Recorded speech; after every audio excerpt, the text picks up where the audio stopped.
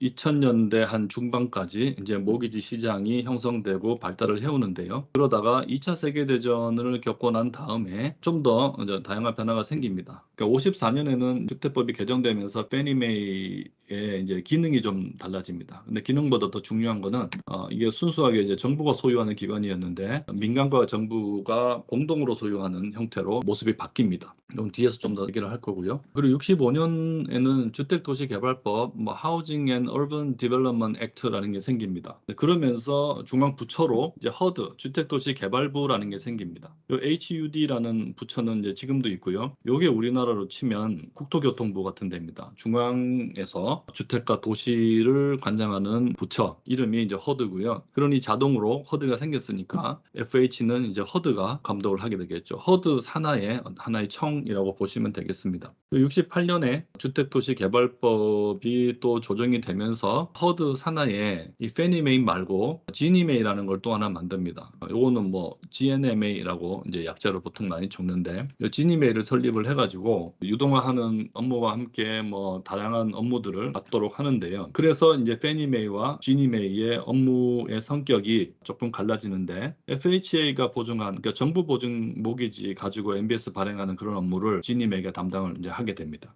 그리고 70년대 들어와서 긴급주택금융법이라는 게 이제 생기는데 그러면서 지금까지 얘기한 게 다 FHA가 보증한 정부 보증 모기지 얘기잖아요. 근데 정부가 보증하지 않은 모기지를 컨벤셔널 모기지라고 해서 보통 전통적 모기지라고 번역을 합니다. 요런 모기지로도 MBS가 발행 가능하도록 페니메이의 기능을 이제 확대합니다. 그러니까 페니메이는 FHA 보증 없는 것도 취급을 할 수 있게 이제 된 거죠. 그리고 그와 동시에 프레디맥이라는 기관이 또 하나 생깁니다. 현재로서는 지니메이, 페니메이, 프레디맥 이 세 개가 유동화 기관이 지금 존재하는 상태가 됐어요. 그래서 성격을 좀 구분을 해보면 먼저 페니메이하고 프레디맥은 공공과 민간의 중간 성격의 기관입니다. 그걸 이제 흔히 GSE라고 부릅니다. GSE. 그러니까 Government Sponsored Enterprise라고 해서 요런 기관을 이제 GSE라고 부르는데 이제 우리나라에도 보면은 뭐 공사, 공단 뭐 등등 정부가 투자한 기관들을 법적으로 이제 다양하게 분류를 하거든요. 그것처럼 페니메이와 프레디맥은 이제 GSE라고 이제 불리고요. 그에 반해서 이제 지니메이는 연방 정부가 소유한 정부 기관입니다.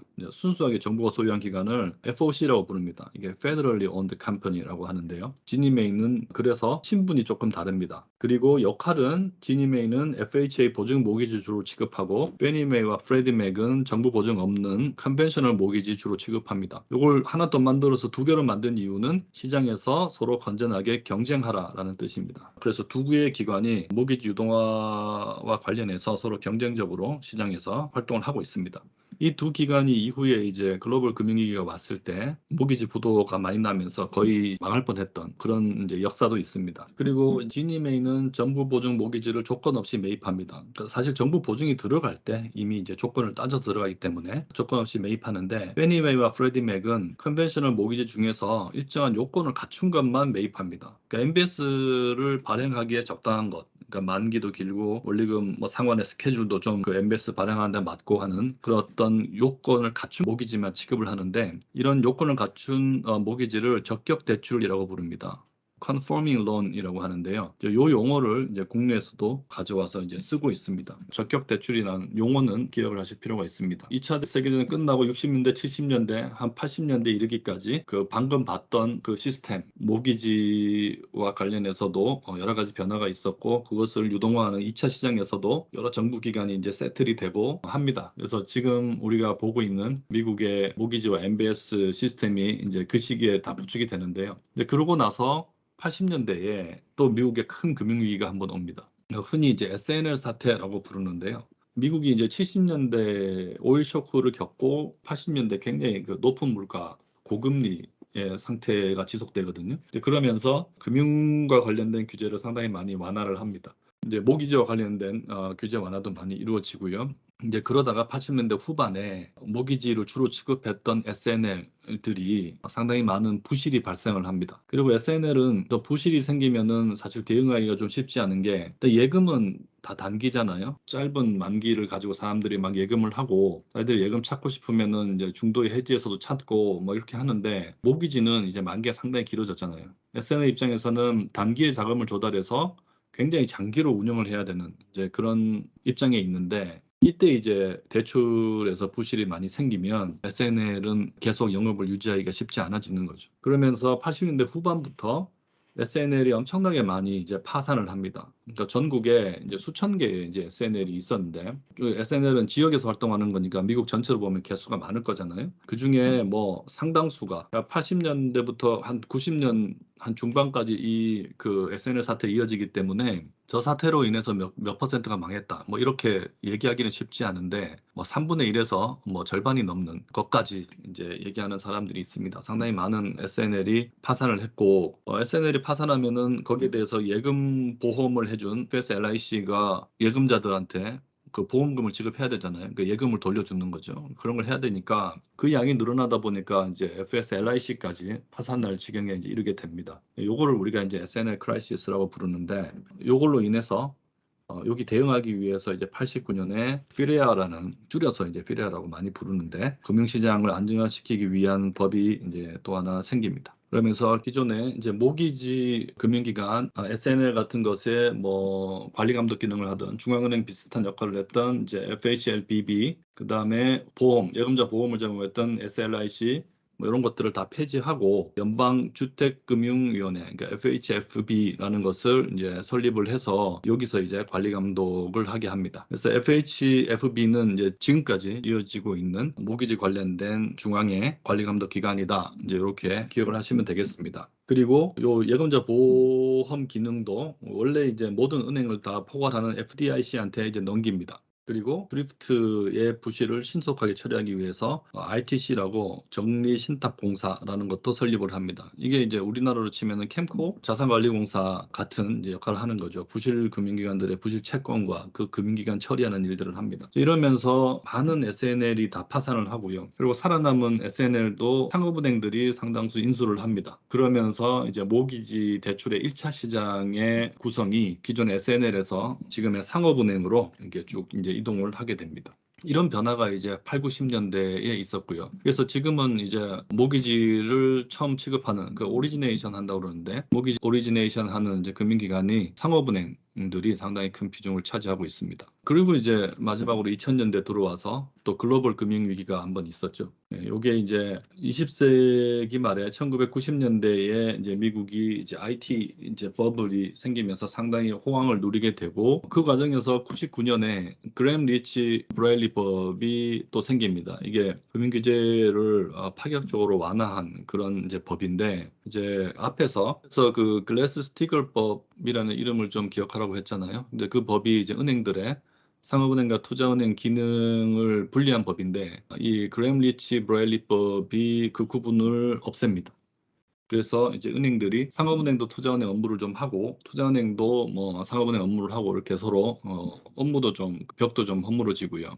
이제 그러다가 2000년대 초반에 와서 IT 버블이 붕괴되면서 경기가 이제 침체되니까 미국에서 금리도 상당히 낮게 그리고 이제 돈도 많이 풀고 이렇게 부양책을 실시합니다. 그러면서 2004년부터 주택 가격이 상당히 이제 많이 이제 올라가게 되죠. 이런 배경 하에서 2007년에 주택 가격이 하락하면서 이제 모기지의 부실이 증가합니다. 당시에 이제 주로 이제 부실이 많이 난 모기지가 후순위 대출, 집을 담보로 선순위 담보를 잡고 대출을 해주는 모기지를 흔히 프라임 모기지라고 하고 그거보다 후순위로 이제 추가적으로 대출을 더 받는 경우에 취급되는 그 모기지를 이제 서브 프라임 모기지라고 하는데 그것들부터 이제 부실이 나기 시작한 거죠. 그게 부실이 나니까 그런 모기지를 기초로 발행된 MBS도 부실이 나고 그 MBS를 모아서 여러 가지 이제 그 파생 상품들 뭐 CDO라든지 뭐 이런 것들이 많이 발행이 됐거든요. 그런 것들이 이제 줄줄이 다 이제 부실이 나면서 금융 시스템이 굉장히 힘들어진 이제 그런 상황으로 가게 됩니다. 이걸 이제 흔히 2007년에 글로벌 금융위기라고 이제 부릅니다. 이제 이때 금융시장뿐만이 아니라 경제 전반적으로 굉장히 힘들었어요. 아까 얘기했던 그 1929년 대공황 이후로 뭐 가장 심각했던 경제 위기다라고 이제 보통 얘기를 하는데요. 여기에 대응하기 위해서 2010년에 도드 프랭크법이라는 게 만들어집니다. 여기서 여러 가지 이제 일들이 생기는데 핵심적인 거는 기존의 금융 시스템이 너무 방만했다. 그래서 여러 가지 규제를 근본적으로 고쳐야 된다 하는 것이 기초된 방향입니다. 그래서 저 법에 근거해서 굉장히 많은 또 다른 법들이 많이 만들어지고 그러면서 많은 변화가 생기는데 뭐 큰 걸 보면은 일단 금융안전감독위원회, 그러니까 FSOC라는 게 생깁니다. 그래서 저게 지금 미국에서는 모든 금융기관을